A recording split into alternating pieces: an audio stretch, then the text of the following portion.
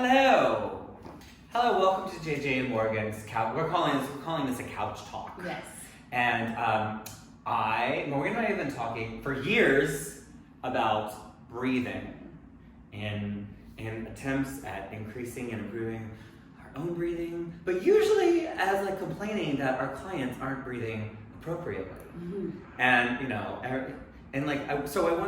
we wanted to talk a little bit today about what appropriate breathing is, maybe some challenges that people are having with their breath and what that looks like. And then mostly I want Morgan to coach, because I'm not as much of an expert on her, on some breathing drills that will help.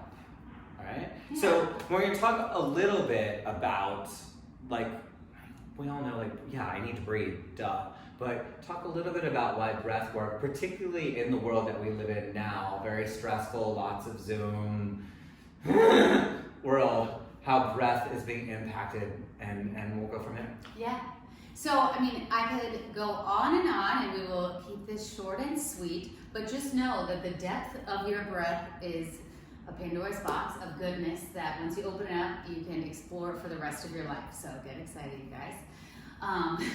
But it's also continual work because our lives are always changing. Our stress levels, our environments, how we move throughout our day are changing all the time. So our breath will change. And so this is a breath practice is something that you can keep with you for the rest of your life, because the rest of your life will be ever changing, and something that will support it, so that way you can constantly keep yourself in optimal breathing alignment, if you will be a strong breath practice. So breath practice, that's going on that tangent. Now, if we talk about some of the benefits. So breath in general starts in through our nose is optimal. And our nose has all these really awesome filtration things. It controls the temperature. It even has some antimicrobial elements to it that will clean it out, which during the pandemic would be optimal to be breathing in and out through your nose. So already having that practice. It also has this really awesome nitric oxide that gets released in our sinuses, which is a vasodilator, and that vasodilator helps the oxygen get into our blood. So essentially a lot of really cool stuff happens in through our sinuses when we breathe in through our nose, and then it moves down into the rest of our body, and we also have our diaphragm, which is the main muscle of respiration. That's a three-dimensional dome-shaped muscle that's around our rib cage, so it also interacts with lower back pain. It protects all of our vital organs that are in there, and then we even keep going down lower to the base of our pelvis, and that's where our respiratory diaphragm is, your pelvic diaphragm, your thoracic diaphragm is up here, which is the main respiratory one. You have the bottom base of your pelvis, which is your pelvic diaphragm, which also supports all your organs staying up into you. So then we create this good core strength, which as trainers, we love good core strength, so that way it helps with lower back pain and also just optimal alignment of our spine when we're moving through exercises, which then transfer to moving through life. So breathing can help so many different things in terms of not only digestion and other internal functions, but also stability, control, and pain management. And when you say breathing, you mean, you can define what that looks like. Obviously, everyone who's alive is breathing, but I think what we're talking about is many of us are walking around, or working or walking around, or maybe even exercising with less than optimal breathing. Mm-hmm. And what I keep thinking about is the scenario when many of us, are typing and on Zoom all day, and our shoulders come up and we're real stressed out, and our breathing kind of gets very shallow, and you see your shoulders. So I think I can speak for myself. I have caught myself when I get stressed, when I'm spending lots of time on the computer, when I have a lot going on in my world and I'm rushing around, I catch myself. I am not, you mentioned, and we'll talk a little bit more about three-dimensional breathing, but I'm very, I'm over-exaggerating, but I'm kind of hyperventilating. I'm yeah. And I think what you're talking about so I'm not getting all of those benefits, right? I'm not necessarily breathing in deep through my nose and through my thoracic, my two, I didn't know I had two diaphragms. So then I'm not getting all of those positive benefits that a breath practice will give you. So just framing it up, because I don't want to confuse people. Obviously we're all breathing, but are we breathing optimally? It's kind of like equating it to being in the gym. I can squat with good form or bad form. Yeah. And if I'm squatting with bad form, I could end up hurting myself, or I'm not getting the full benefit. So approaching like breathing like a squat, can you help us see like how we what is good breathing form and how we do it? And then we can maybe do like a demonstration, and then let's talk about like what that will help like us achieve, like what are going to be the benefits of doing that, and like how can we apply it like any exercise, like a practice, like how do you have a breathing program? Yeah, that's right. I mean, I just also would love to reassure everybody that because we breathe 20 to 25,000 times a day, it is a like subconscious programmed pattern. And so you don't have to be thinking about your breath at all times. So don't worry, you don't have to like have conscious breathing at all times, because that also is exhausting. But just taking little pauses either throughout your day, throughout your week, to check in with your breath. I know one of my go-tos is, especially now with the pandemic, I'm working on the computer a lot more. I hold my breath and I'm like, whoa. Yeah, I catch I've been myself. typing for 5 minutes and I took like 2 sips of air. Well, and then when you do that, then like everything else gets more stressful. Your brain health and brain productivity go down. Your anxiety level goes up because you're like stimulating that part of your central nervous system, the fight or flight. So you kind of are like hyperventilating and stressing out. So I think for our purposes today, the folks who are watching or our clients, like if they catch themselves in that moment where they don't feel like they're taking in deep breaths. I caught myself, I was walking to work the other day, I was like, I am so sucking in right here. I'm so tight right here, and I just stopped but like what can I do? Like what's a good drill I can do to like get myself out of that, to like help reset if I'm noticing I'm at the computer or walking around or exercising and I'm not breathing in appropriately? Yeah. Well, one, I would say good job, give yourself a pat on the back that you recognized it. Oftentimes, once again, because it's a subconscious thing, we won't even notice that it's happening. We just start to feel all those symptoms, like I start feeling more anxious, I start feeling more stressed, and I don't even know why. And so that's when like having pauses built into your day, or if you do pause and you're like, oh, I feel like really tense in my neck. Okay, let me just take 5 breaths. So, and then I'll lead that into like one of the go-to ones that I give to, and I also market this with the Navy SEAL stamp of approval that usually gets people's buy-in, but the Navy SEALs do use this technique to not only it's a mindful practice of like being able to connect with my own body, but also the physiological benefits are when our body and our brain are kind of connected, we can make clear decisions, we can make rational decisions, which for a Navy SEAL in a stressful environment is critical importance to be able to come in and make a really clean and focused decision. So that's why they use it, but also I use it for people because it's a great way to start to take different parts of our breath. So box breathing, like we have equal components of a box. You can have equal components of your breath, both inhale, exhale, and holding at the top and bottom. That will also give you more information of like, is there one area that maybe I need to like in my breathing program work on a little bit more than another? I find it really hard to hold my breath, or maybe I find it really hard to take a long exhale. Those can also be indicators, but really it's its own exercise that you can do just a couple rounds anytime you're feeling stressed, and it's its own practice that will help once again reintegrate that subconscious breathing pattern so it can reset and move more efficiently, so once again you don't have to think about it. So it's a good idea. I like what you said about like building in a time when you're going to like be conscious about your breath. And I think a good time could be for some folks, it's like almost like meditation. Meditation is pretty like in the know now. People know, like not a lot of people do it, but it's like we know, oh, I should meditate first thing in the morning, or I should meditate in a few minutes before going to bed. Or if I'm really, really stressed out and I'm having a hard day, I should book a couple of minutes in the middle of the day to meditate, to just kind of and it's the same deal. Like where some people might already know to do a guided meditation, they might not know they could just take like a little breath break. Yeah, 30 seconds, a minute.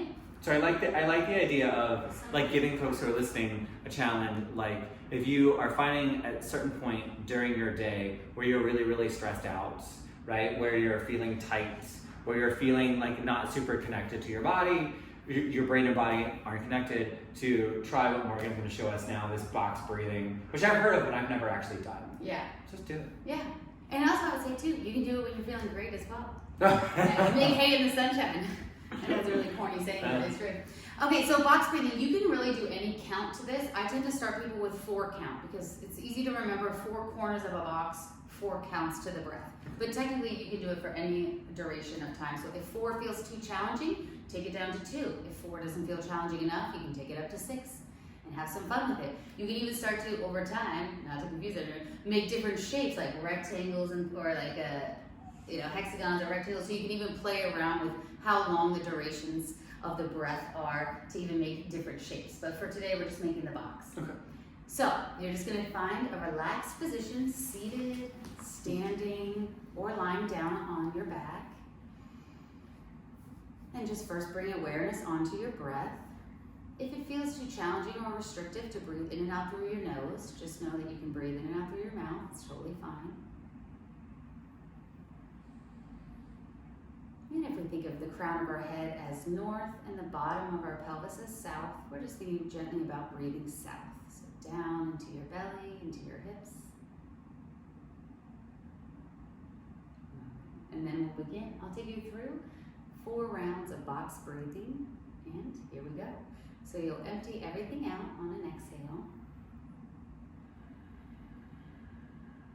And then we'll inhale, 2, 3, 4, hold, 2, 3, 4, exhale, 2, 3, 4, hold, 2, 3, 4, inhale, 2, 3, 4, hold, 2, 3, 4, exhale, 2, 3, 4, hold, 2, 3, 4, inhale, 2, 3, 4, hold, 2, 3, 4, exhale, 2, 3, 4, hold, 2, 3, 4, inhale, 2, 3, 4, hold, 2, 3, 4, exhale, 2, 3, 4, hold, 2, 3, 4. That is nice. It does like quiet the brain down because you have to give like just enough thought to do it to where like I'll even admit like right before we got here I have a meeting after this, I have an errand I'm trying to work out, I'm like life, the things, and I'm like on camera so little like that's not shocker. It's not my favorite. Pretty. It's not my favorite place to be, and I have to admit it was really really nice. Like, and I could probably do it without you now, but that was really not like I needed. Yeah. I needed the verbal. I I don't meditate well. Just like I like guided meditation, and so I like having you as like there to like have you do it, and like. I'm actually really surprised. Like, it was very like I felt like very relaxed and like okay, like all right, now I can go about my day. And I don't know, that maybe took 2 minutes, but it was like I didn't like not to like I wasn't gonna like tell people this, but like it's been a very stressful day. I'm an extremely stressed person. I have like some scheduling issues today and every day, and it was nice. Like I was actually really surprised like. To have that like quieting of the brain. Yeah, that's why I'm here in JJ's life. No, it's not. I'm here to remind him. Let's take a breath. It's really cool. So I like that idea. So key takeaway for folks watching this video, like if you catch yourself, like some people may or may not have known before watching this that they may or may not be breathing optimally. So to just our goal for you is to have some awareness, like, you know, if you're not feeling right throughout the day, if you're feeling stressed, if you're catching yourself breathing shallow, to note like the importance of taking bigger, deeper, fuller breaths for all the reasons Morgan talked about. My favorite is the microbials in your nose, right? And then, okay, once you catch it, you can once you know you're in the negative, you can catch yourself and do just that 2 minute, 4 rounds of box breathing that we showed you. Or like all things, like all good things, you don't necessarily have to be, you know, in a bad time or catching yourself in a bad moment. You can stack the deck in your favor by planning and scheduling to do, you know, a short 2-minute rounds of box breathing. And I would recommend like first thing in the morning, right, as you get up as part of your morning practice, during some, maybe at lunch or at some part in the middle of your day, or right before, or like when you get home and you're like, I can't shed the bullshit of my day off of me, and you want to like shed that before you like relax or have dinner at home, you could do it then. Or you could do it right before bed. If you're the type of person who has cray-cray brain and like you're like fine, and then you lay your head down on the pillow and then you're like, oh my god, remember that sweater I wore when I was 3 and my mom doesn't love me, and like, oh my god, where, you know, like all of that shit. You know, that would be a really nice way to just like ease down. Yeah. Right? So any of those 4 times I think would be appropriate. And then just try it. Like start once a day, twice a day, and see how it impacts your life. And report back and let us know. Yes, enjoy. There's lots of different resources online, and in YouTube there's some visuals of like little pulses where you can even watch them as the like circle melts and expands, and it will be on the count. But either way, just know that you have the power within yourself to make yourself feel better, move better, and live better. I'm gonna do it before bed. I have cray-cray pre-bed. Like the second I lay my head down on the pillow, all these things start popping up. And Peter does too, so maybe I'll suggest it to him. Excellent, well, thank you. All right, sleep well, breathe Sleep well, breathe well, bye. Bye.